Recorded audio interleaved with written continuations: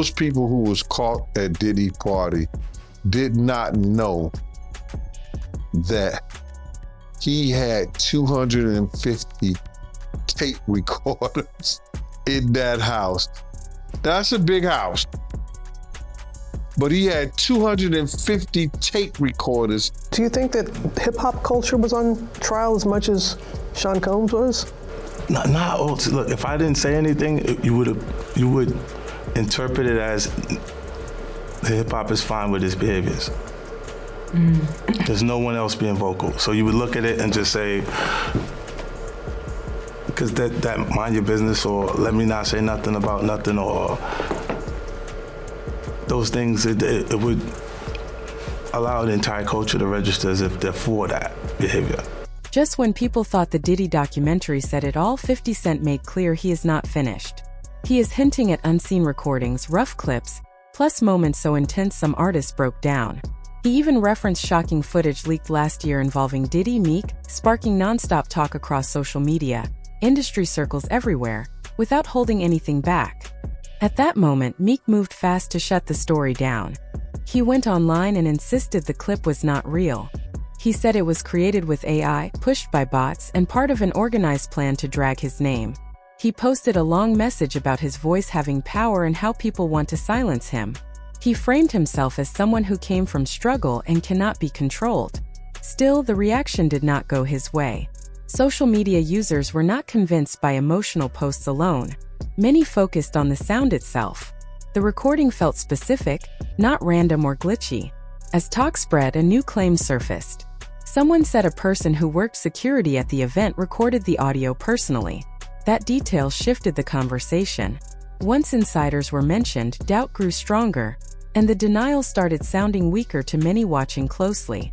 That is when Jaguar Wright made the situation worse. She spoke loudly and blamed Meek's former partner, Nicki Minaj. Jaguar claimed Nicki secretly paid a bodyguard, planned the leak, and set everything in motion behind the scenes during the chaos. That claim sounded extreme, but things got stranger later. Nicki appeared on a podcast and laughed about the situation. She joked that Meek enjoys drama and did not seem upset. Her relaxed attitude surprised many listeners and made people question what she truly knew. You think that audio that they put out was real? Yeah, that was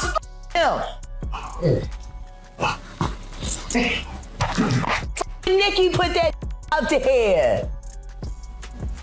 That Nicki recorded that at the freak off in the Calabasas. She been waiting to drop that shit on Meek. Oh, man. She just wasn't gonna tell nobody it was Diddy. But now that Diddy out there, why not? So then who's the guy who's claiming he recorded it? Oh, somebody that got paid? After that, academics entered the conversation, and he never holds back. He hinted that Meek had a special place around Diddy.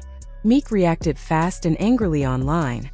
His posts sounded emotional and reckless, worrying many people watching as the situation spiraled further out of control. That emotional meltdown only deepened the mess. Every reaction pulled more attention, making people think he was hiding truth instead of letting rumors fade. He even mentioned offering $100,000 to fund an inquiry to clear his name. It sounded bold and confident. Afterward, nothing followed. No proof, no progress, no public explanation. Just quiet. Online, that kind of silence after loud promises usually raises suspicion. Soon after, the tone changed again. Meek began publicly separating himself from Diddy. He aligned with voices critical of him, acting as if he wanted no connection at all. That sudden shift stood out and added another layer of confusion to an already heated situation. But the internet never forgets. Old clips resurfaced, showing Diddy jokingly calling Meek daddy. Moments once brushed off now feel unsettling, viewed differently today through a darker lens overall online. The online response quickly turned chaotic. Comment sections filled with jokes, harsh insults, plus non-stop speculation. Some people mocked him openly, while others shared crude comments meant to embarrass him. Then old photos began spreading again. They showed Meek's 27th birthday party, hosted by Diddy at a luxury mansion in Las Vegas. Everything looked planned, from matching clothes to staged arrivals. Dancers wore revealing outfits, and the setting felt excessive even by celebrity standards. People who claimed they attended later described a scene of total destruction by sunrise. They talked about shattered glass, trash everywhere, signs of heavy partying, and rooms left in rough condition. Rumors followed that night for years, refusing to fade. Many now believe that same party is when the alleged recording was created. Fast forward to today, and the timing feels suspicious to critics. After releasing Sean Combs' The Reckoning, 50 Cent began teasing more unseen material. He hinted that additional footage exists, and the public has not witnessed the worst of it yet. Now, because this is a lot of the personal footage of Diddy. It shocked a lot of people. And I know, 50, the way you run, this cannot be all that you have. Is there other stuff that you just have not shown? Yeah, well, everything couldn't make it's only was 4 episodes. Right. So it was a lot. You had to pick and choose things like that. So are you coming out? I know next year is going to be a number 2. Season 2? I just put it on YouTube. I just put it on YouTube. Well, we can subscribe and get it. Attention quickly shifts back to one person, Meek Mill. If 50 Cent truly unlocks that archive and releases additional material, the real issue changes. It is no longer about denial, but whether this story is only starting. Another artist now drawing scrutiny is French Montana, a name questioned for years. His connection with Diddy went far beyond business. They traveled together, partied together, and stayed close in nearly every setting. Recently, older pictures resurfaced and made viewers stop and look twice. Many noticed how familiar the posture appeared, far more than casual friendship. Some felt the closeness crossed a line. Diddy also showed open preference, even honoring French by naming a vodka flavor after him. That detail alone raised more eyebrows and renewed old suspicions. He brought him everywhere, pushed him like family, and rumors followed that the bad boy deal came with a price. People claimed French's success involved quiet favors and unspoken loyalty. Later, old birthday clips appeared again, showing French shirtless, covered in oil, while Diddy stood close, singing loudly, drawing attention and fueling more talk online. Then there's that infamous clip, which hasn't aged well, showing Diddy openly talking about doing something wild with French. Back then, people mostly laughed at the clip, thinking it was harmless fun. But now it feels completely different. Many viewers say it didn't show celebration. It showed control and possession. One person joked, "French can't walk so sore, man." Another added, "Diddy sounds way too happy." Even simple questions like, "How are you feeling today?" seem loaded now. If more recordings exist, it wouldn't be surprising. French's name always comes up right after Meek's. Then there's YK Osiris. In 2021, he was struggling publicly, selling expensive cars, posting emotional videos on Instagram, talking about being humbled, and showing how hard things had gotten. The timeline makes people wonder what else might be hidden. Fans felt sympathy for YK Osiris at first, seeing him struggle and go through tough times. But suddenly things changed. He appeared at a luxury villa in Jamaica, enjoying private views, 5-star amenities, and surprise, Diddy was reportedly there too. YK tried to frame it as a peaceful, healing getaway, but his social media posts told a different story. The same pool, lavish property, and tropical backdrop made people suspicious. Videos of massages and extravagant fruit platters circulated, and many believe Diddy might have been behind the camera. Rumors escalated when YK's baby mama claimed she caught him with another man, offering no names or explanations. Speculation immediately ran wild online, with many wondering if Diddy was involved. The situation intensified when YK appeared on The Breakfast Club. Charlemagne brought up the rumors and YK's body language betrayed him. Darting eyes, shaking hands, and fidgeting with his hoodie. His nervous laughter made it clear he wasn't at ease.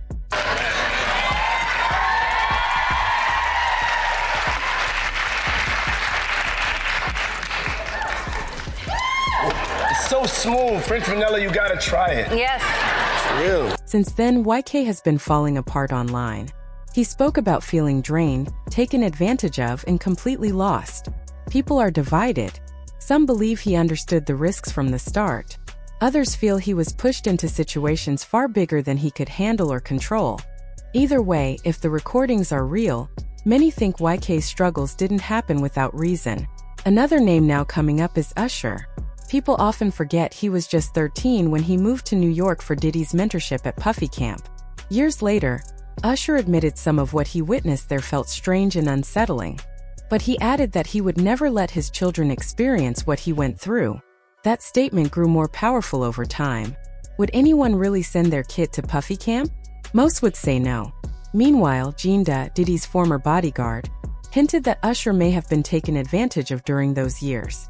Rumors continued to follow Usher into adulthood, including lawsuits and health claims.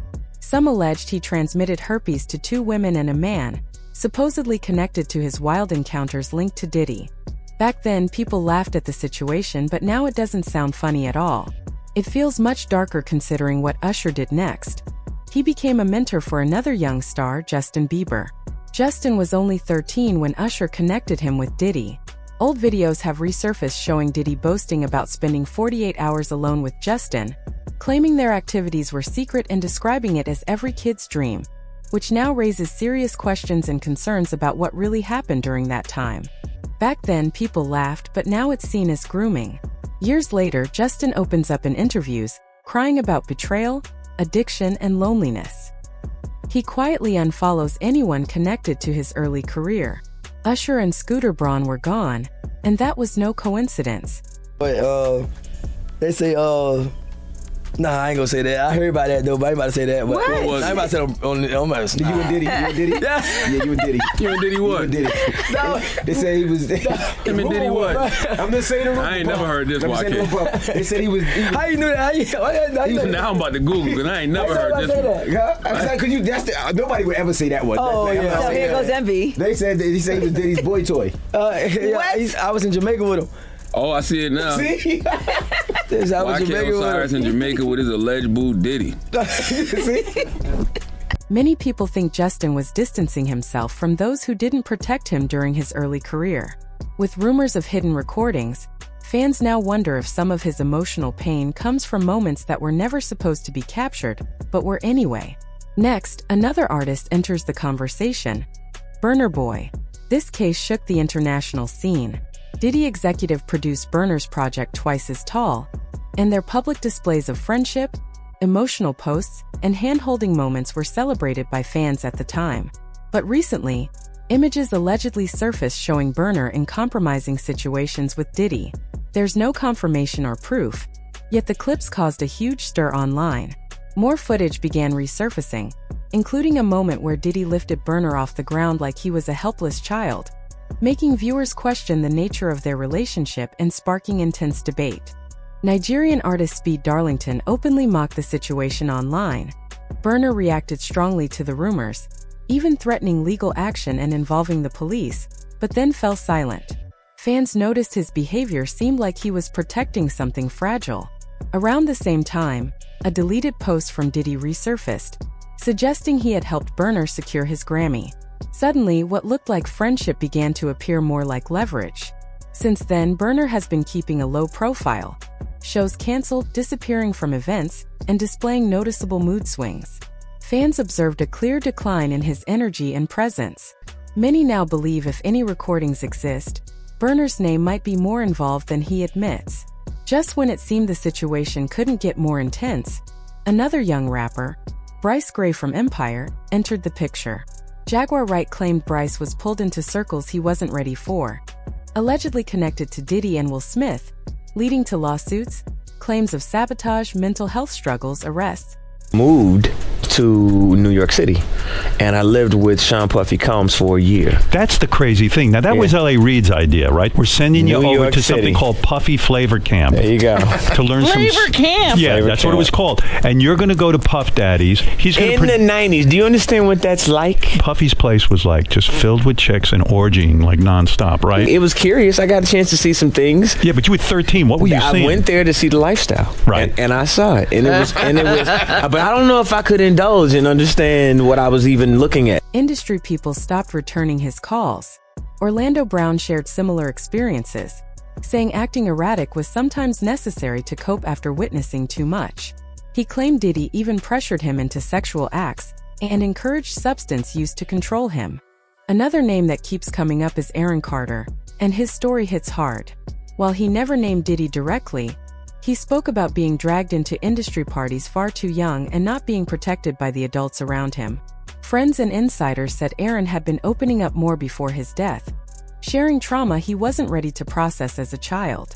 His experiences line up with stories from Breyer and Orlando Brown, rising fast in the industry, gaining access, then facing emotional and mental breakdowns under pressure. Then there's Soulja Boy, whose reactions have been loud and defiant. Since Diddy's scandals surfaced, Soulja has acted untouchable, mocking Diddy and Meek, posting reckless content online, and throwing shade at other rappers, calling them cupcakes. He even posted, "If Diddy ever tried me like any of these gay rappers, I would have killed his ass," and tweeted, "Didn't Diddy F you in the ass?" But the streets got receipts. Even Nicki Minaj hinted live that Soulja wasn't as innocent as he claims, asking about down-low rappers in the industry. Soulja laughed nervously, the kind of laugh you give when someone almost exposes a truth about you. The mix of bravado, denial, and subtle fear paints a complicated picture of someone deeply entangled in the same chaotic world as the others. 48 hours. Right now, he's having 48 hours with Diddy, him and his boy. They're having the times of their lives, like, you know, where we hanging out and what we doing. We can't really disclose, but it's definitely a 15-year-old's dream. You know, I have been given custody of him. You know, he signed to Usher. I'm signed to Usher. I had legal guardianship of Usher when you know he did his first album. I did Usher's first album. I don't have legal guardianship of him, but for the next 48 hours, he's with me. So and we gonna go full crazy. I'm going crazy. Crazy. Then on an old podcast, William the Baddest claimed Soulja Boy took part in some shocking, secret activities during a private industry event, revealing a side of him that few had seen before.